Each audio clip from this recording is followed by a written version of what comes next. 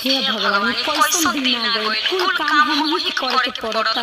और छोट बिया देवरानी तो टांग पसार के खाली सुतल रहतिया आ देवरो बबुआ के तो एकदम लाज नहीं थे वो एकदम घर में लेके सुतल रहता ना कमाए के बना खटाए के बा एगो हमार मरद जब से बियाह होई तब से खाली कमाई के फेर में रहता हम तो अपना मरद के सुख जानले ना कोई हे भगवान का करी हम 10 बज गई सूरज कपारे पे आ गई रुको रुको आज जगावत नहीं ए खोला कर हो ए देवर बबुआ अरे खोला दरवाजा खोला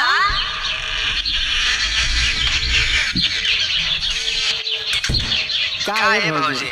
का है जगा के इतना सवेरे नहीं हई घड़ी में तो 10 बजे तक सवेरे नहीं बा आ कोपर के सवेरे नहीं जगा देनी तनको ना सोना तो के काहे करवाई जाबो का भई अरे कुछ ना होई का जा 4 घंटा सुत जा